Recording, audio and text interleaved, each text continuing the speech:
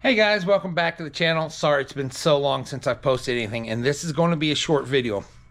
Anyway, my motorcycle broke down, blew something up in the transmission. I don't know if it's an easy fix or a hard fix. Blew up in October. So the riding season was almost done, so we're putting it in storage. I hate to say it, I did neglect it. I was a little sad, depressed. Oh well, we got to get over this stuff, right, guys? One of the reasons we haven't we've had a death in the family, some other things, guys. We've almost had every one of our daily drivers break down. Sorry, guys, I didn't realize that was coming in so bad. There we go. We'll try this again. I don't have the holder for the camera. This is all going to be crazy today, guys. So all the daily drivers broke down. The Sonata blew a timing belt, which allowed the piston to hit the valve, which ruined the heads.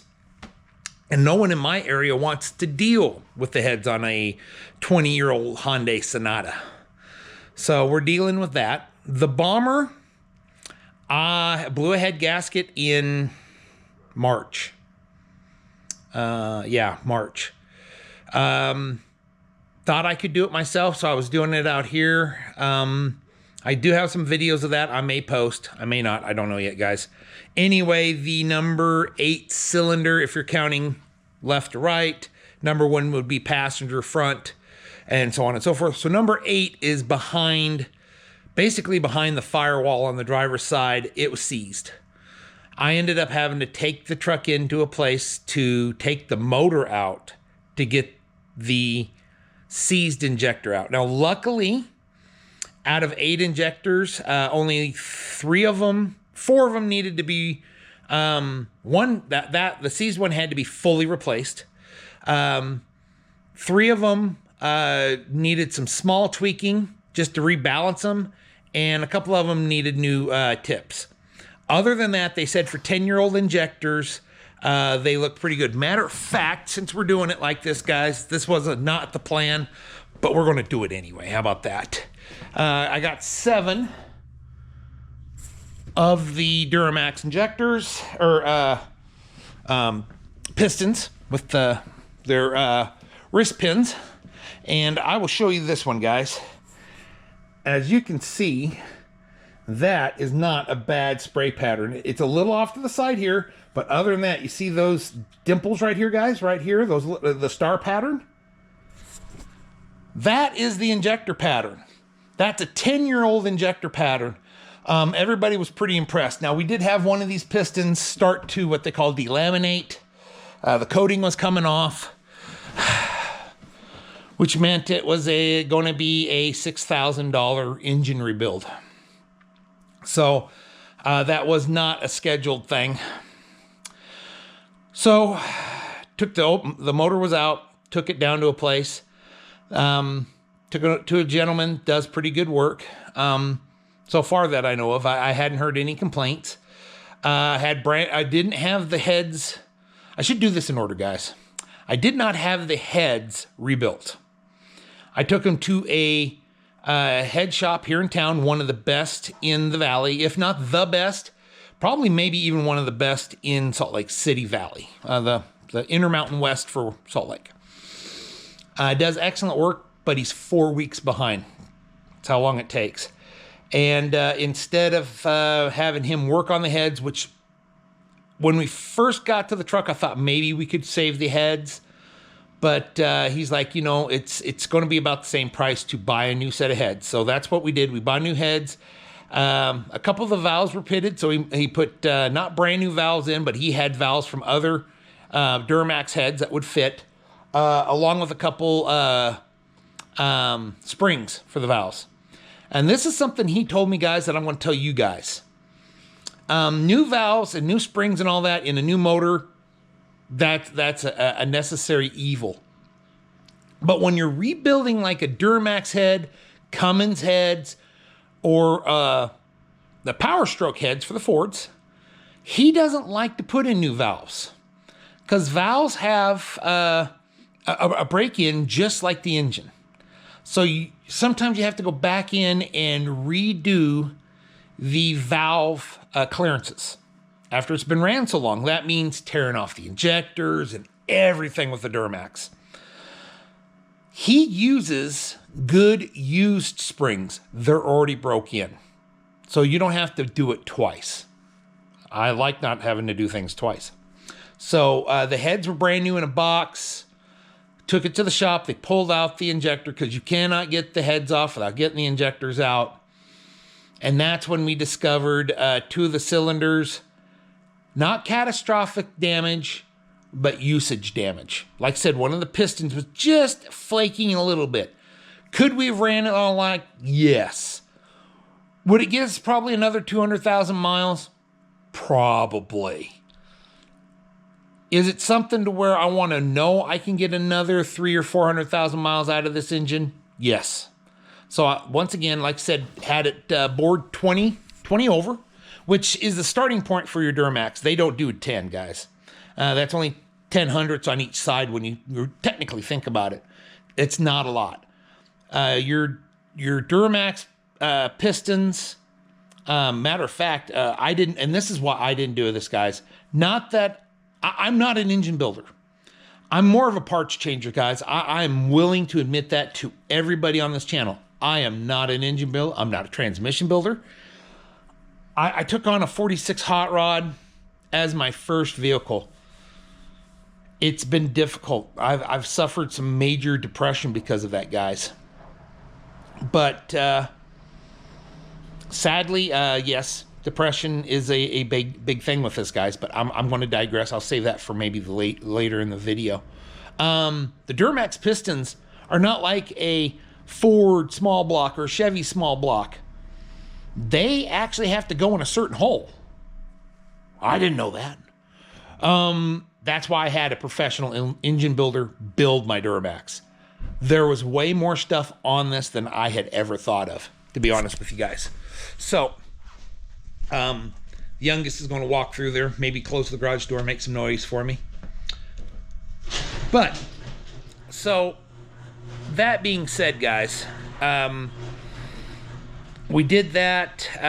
Like I said, the Sonata broke down. The Lincoln, we did a full front end on. New inner, outer tie rods, ball joints, and the sway bar links, and then had it aligned. It's been driving great, brand new tires, perfect down the road.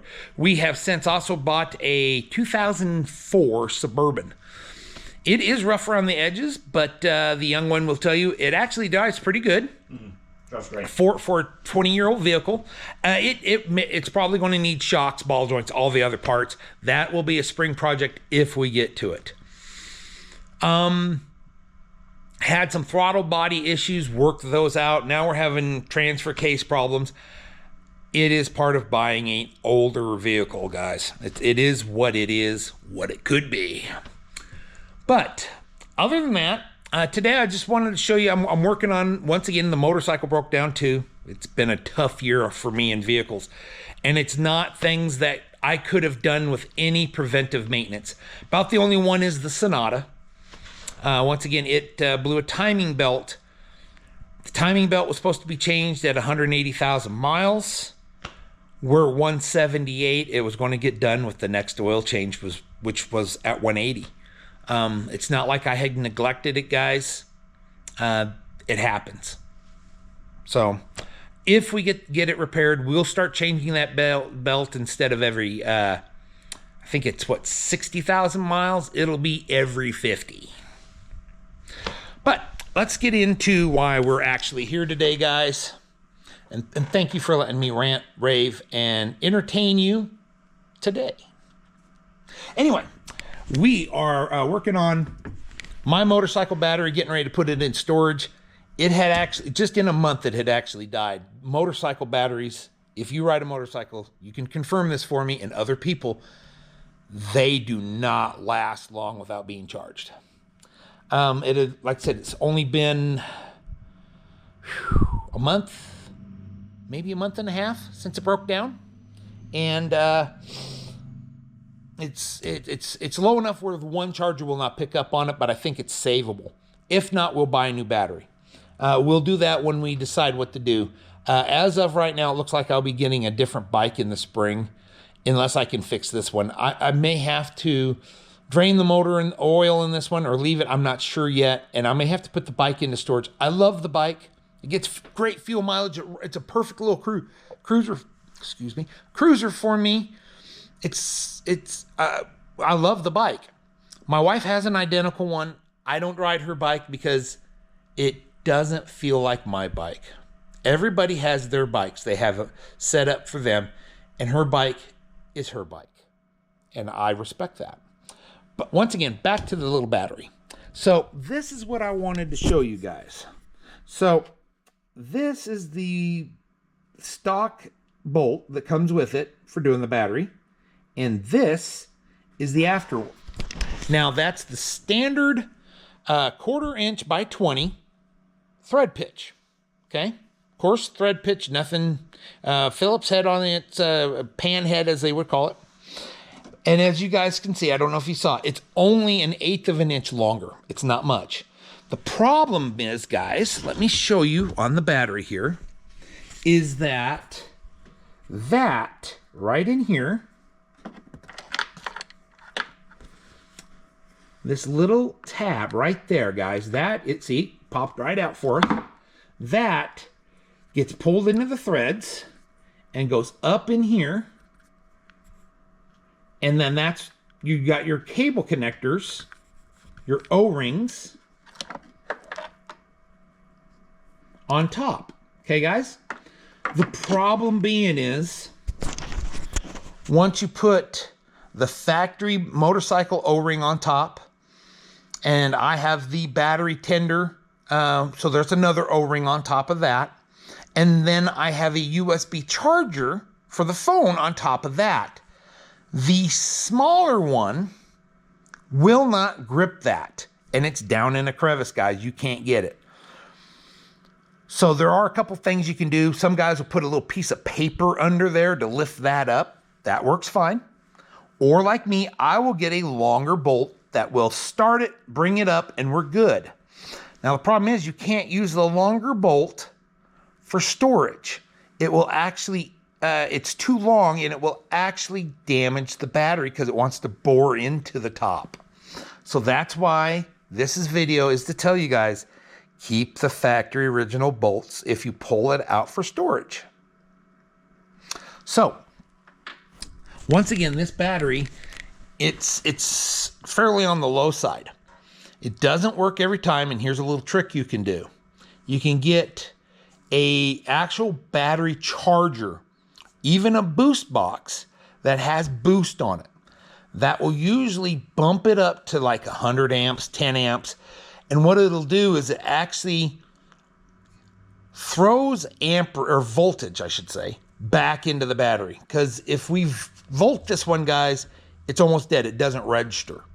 And because it doesn't register, the battery tender doesn't know to charge it because it's not registering. So if you take a jump box or a heavier duty battery, put it on boost for 30 seconds to a minute, however it will allow you to do, however long, and then take it off, it'll show 5, 6, 7, sometimes even 10 volts. That's enough for the battery tender to start charging it from that point on.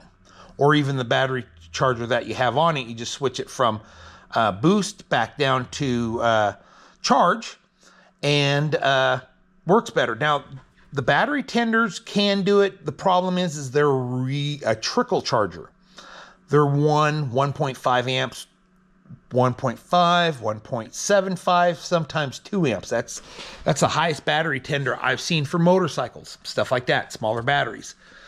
My larger Schuster, it will amp. It's got the Snowflake for battery maintenance, which a battery tender, that's all it's really for, is a maintenance vehicle to keep the battery charged and ready to go. Now mine also has, it's got a Turtle on it and then a Jackrabbit. Turtle is like 5 amps and then the Jackrabbit's 10 amps. That will fry a motorcycle battery, guys. So you want to do it as low as possible, but above a trickle. So mine is 5 amps. I will charge it for about an hour at 5 amps to bring it up without boiling it, and then go to the battery tender. Thanks, guys, for watching. You know what? We're going to take a minute to do this. Depression is a real thing, guys. If you are having issues, there are a lot of help systems out there. For the veterans, you do have the VA and other things. For anybody else, there's some online things. There's some phones, places you can make a phone call. Talking to a relative, talking to a friend, talking to a complete stranger. Whatever you need to do it. Sometimes drugs are the best thing. Sometimes they're not. Whatever fits you is what you need to do. Take care of yourself, guys. If you're feeling a little depressed, a little down, like I have been for about 6 months, go and do something about it. Me getting back out to the garage is therapy for me. I've had a rough stint for, like I said, for the last 6 months. But that being said, guys, I wanted to make this video, get back in it. We are going to be working on that 46 hot rod. Plans are to get the radiator in, get the floorboards in, get the seats in, get the steering column in, get the electrical for the motor on, maybe even a chassis wiring harness, and we'll go from there and see where we're at. Ultimately, guys, even if I can't drive it, I want to be able to roll it outside, turn a key, start the truck. Keep the fuel lines fresh, keep the fuel in it fresh, and have a good spring with it. And that'll give me some springtime stuff. Winter's coming, guys. It's late October, early November when I'm doing this video, guys. I love all you guys. And I appreciate every one of our subscribers. You all have a great and safe day. And just remember, take care of yourselves or another loved one that needs some help.